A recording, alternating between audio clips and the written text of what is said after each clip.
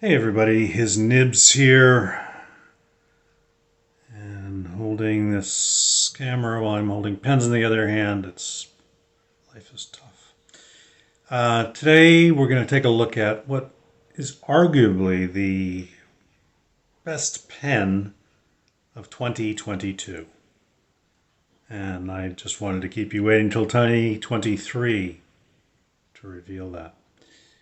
And that is quite arguably one of these, which is the Jinhao x159.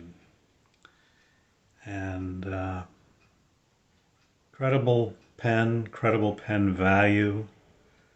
And we'll get into some more details very, very shortly.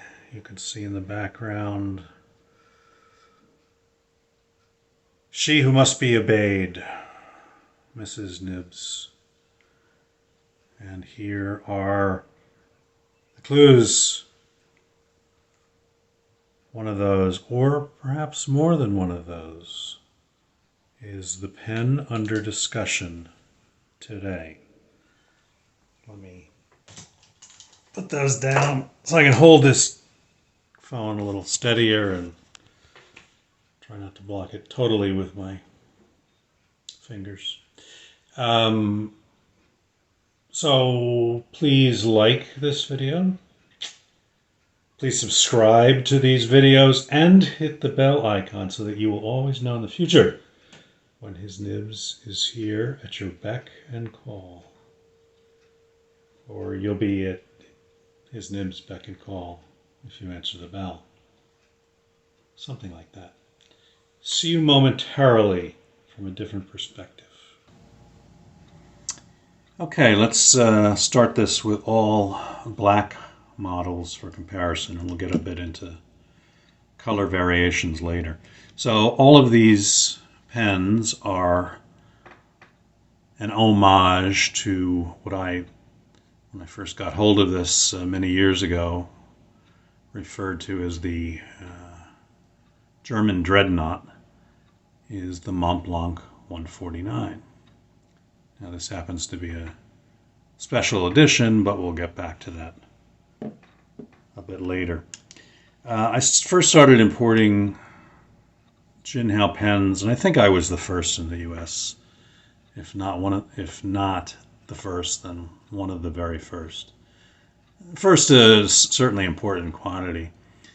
And they've produced some very interesting pens over the years and some really terrible pens over the years.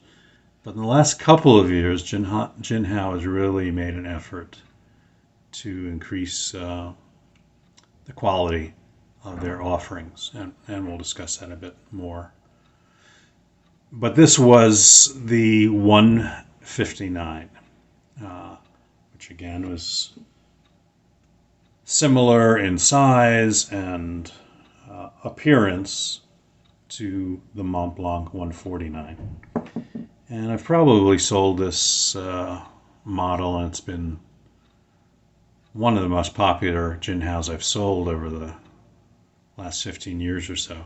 I priced this at $35, and I've never changed the price. So these are still $35. I have a few left on the website, not many. And this is all brass construction, so it's a hefty pen, and but comfortable enough to write with, especially if you don't back weight it by capping. And I very rarely cappy my fountain pens. So let's see what this bad boy weighs in at. So this is, looks like 49.2 grams. Cap alone, 19.5.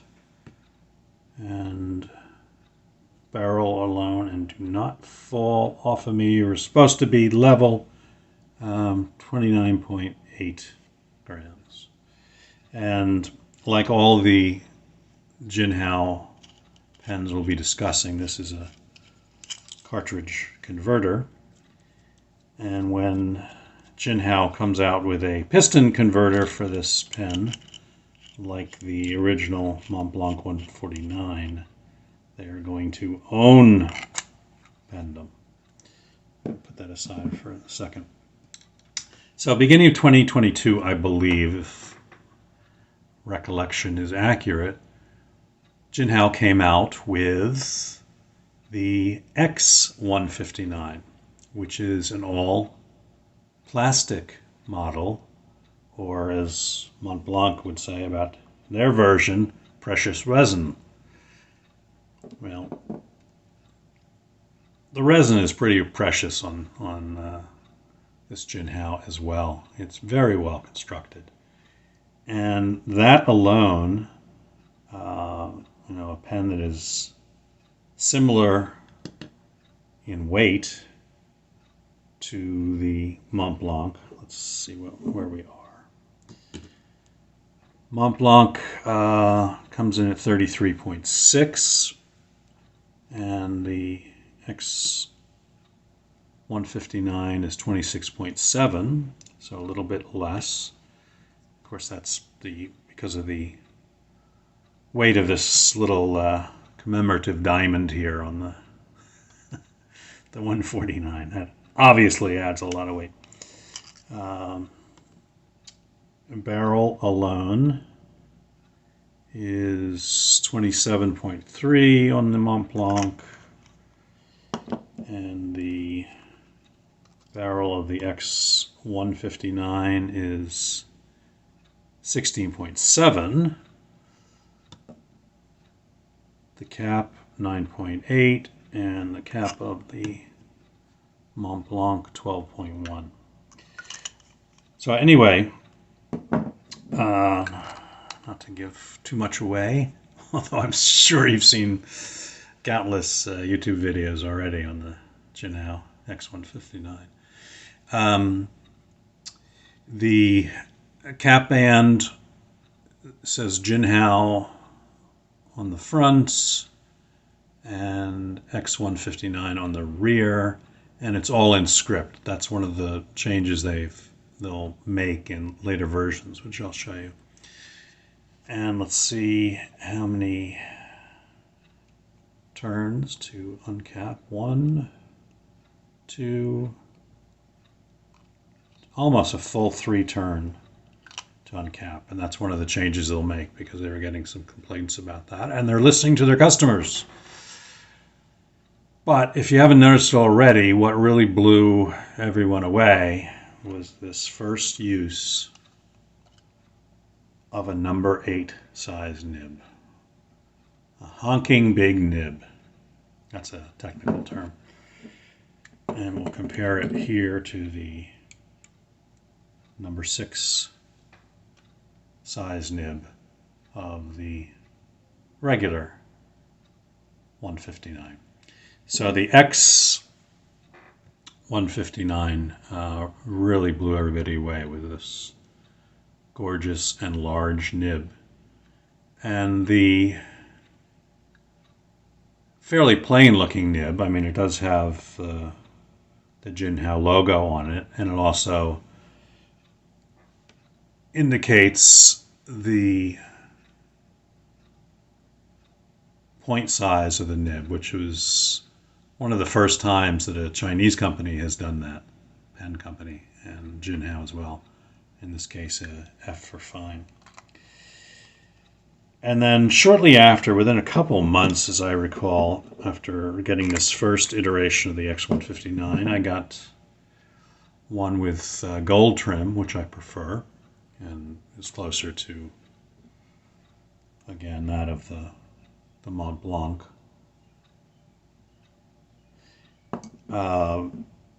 Some changes.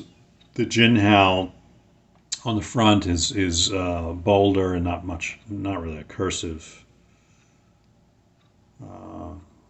stamping, and it's a bit cursive for the X159 on the rear, but it's larger and bolder than on the original X159 I just showed you. And 1, 2, 2¼ or just over 2 to unscrew the cap. So that's an improvement in most people's minds. And now we have a two-tone nib. Again, steel nibs, unlike the Montblanc. And this is, again, a fine, this particular one. And silver and gold plating, and looks terrific. And again, we have a cartridge converter. So this became a hit very early on. And then actually, I noticed this earlier. There's actually a slight weight difference, which I can't quite figure out from the first iteration of the x159, 26.7, and the later iterations, 27.7. I'll have to investigate that further off camera to see why it's a little bit heavier. But they, in short order, came out with these really terrific other colors to the pen. And I splurged a little bit getting all the ones that were available, at least a couple of months ago. There may be even more now. And I've enjoyed them all. And let's see, this one has an X-Fine nib. And I have a cartridge put in this one for our little writing sample. So we have this kind of apple green, got a brown, forest green, a burgundy, which they refer to as red, blue, what I think of as an ivory. It's an off-white color, which I really love, and orange. So let's take a quick look at writing sample. As far as colors, with the original 159, there were a bunch of those as well, and this happens to be one of my favorites, which I refer to on the website as champagne. Gorgeous, gorgeous looking finish. Anyway, back to the Montblanc, the original. This is the 75th anniversary edition of the Meisterstück, or masterpiece, from Montblanc. And it's funny how things have changed, because when I first got this pen, it was released in 1999. I showed it to a friend, and we were just blown away. How could a fountain pen be that huge and big? So much bigger than anything else regularly produced at that time. I mean, with a few exceptions. But now this is just considered a large pen.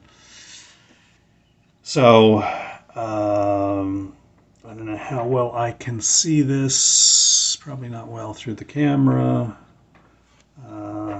Let me see if I can do loop.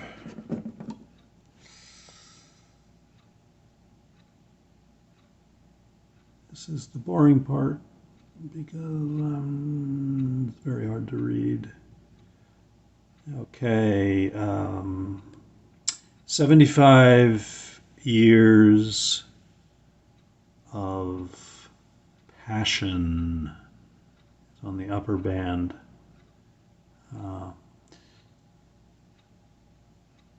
Separated by this little diamond here. And okay.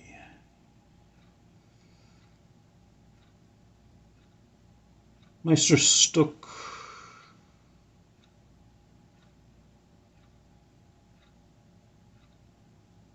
Sorry for the delay here. Number NO, not a number sign, NO 149. Hi. And if the x159 has a honking nib, this is a honker nib. These are all technical terms, by the way. Honking, honker. Gorgeous looking nib. And I'm not going to try and adjust the camera again because it didn't work last time. But this was a, as I recall, a double broad nib when I purchased it. And I had it ground to a stub, but still the downlines are broad or double broad. I'm not going to fill this. As you can see against the white, this is a piston filler. Let me see if I can show you the piston action. There we go. Piston all the way down, and piston retracting. But I did dip this earlier, so I think there's still some ink on here, just so you can see the... And of course there isn't. Let me quick put some in.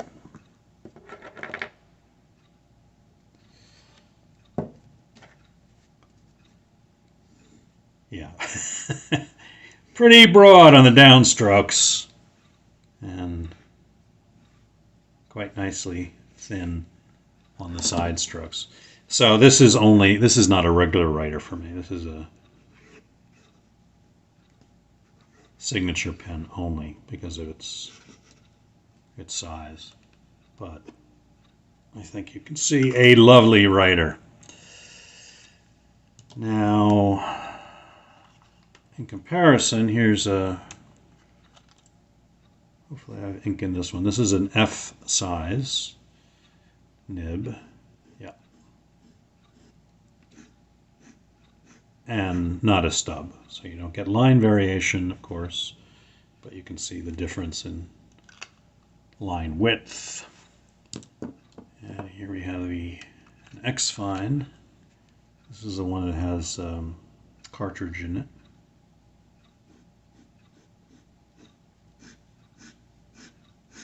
And that's pretty noticeable, I think, the difference in these nibs. Now, recently, they've come out with their first M nib. I have those in order for my personal use, but I haven't received those yet. And as time goes by, I'm hoping that Jinhao will start to come out with some specialty nibs as well. They haven't really done that in the past, but here's hoping. Now, the other reason why the X159 could very well be the 2022 Pen of the Year, besides what I've already mentioned, is the value. Now, cartridge converter versus piston converter, okay, of course, it's a difference. I'm not saying one is better than the other, although I really enjoy pistons. A plated steel nib, but the nibs on Jinhao's recently have been flawless as far as writing characteristics are concerned, versus with the Montblanc and 18K gold nib. And here you can see that the Montblanc nib is about a number 9 in size. So they still have a little bit on the Jinhao size-wise, and they're shaped a bit differently, a little narrower as you approach the bottom of the nib. But the number 8 nib for this pen is just perfect. So I don't think they need to make any changes there. But when we come to value, again, I said I was going to round up the cost of the x159 to $10 a pen, even though I have never paid that much. This Montblanc, well, just the regular Montblanc 149 now, not the commemorative 75th anniversary edition, but if you went out to buy a new one now, is over $1,000. So this pen is 100 times more expensive than this pen. You've got a piston, you've got a gold nib, and you have the Montblanc symbol, snowcap symbol on the top. But those, in my mind, don't justify 100 times the price of the pen when this is a terrific writer as is. Okay, that one's not inked. This one's inked. And this has become a real go-to pen for me. That was me turning the nib, not a problem with the flow. Just so we know. And has no problem keeping up with rapid scribbling. Now, with Montblanc as a company, I mean, they have the best marketing and advertising in pendom, without a doubt. And they spend a lot of money on the arts and with various charities. So that's what they're doing with all their money. But honey, $1,000 or more versus $10 or less, I ask you. I'm not going to be purchasing a lot of high-end Montblanc pens going forward if this is the convergence of writing instruments these days. So that's just a brief overview of the Jinhao x159, which arguably is 2022 Pen of the Year, just based on value and quality and appearance and size and use of the number 8 nib, etc., etc., etc. And if you have the disposable income, everybody should have a Montblanc 149 in their collection. But if you don't have that disposable income or want to spend it on something else, really get a Jinhao X159. You will not be disappointed. And I will come back with a video at some point of the other Jinhao contender for Pen of the Year, the Jinhao 100, which is an homage to the Parker Duofold. And hope you enjoyed this. As they always say on YouTube now, please subscribe, please click the like button, please hit the bell icon to be notified of my latest YouTube video endeavors. And eventually it might even have some financial significance for me, because Lord knows baby needs a new pair of shoes. I got to get a baby first, but when I get a baby, you know they're going to need a new pair of shoes. So, enough of my end of video rambling, And oh, I love that champagne color of the original 159 from Jinhao. See you all soon, and thanks for watching.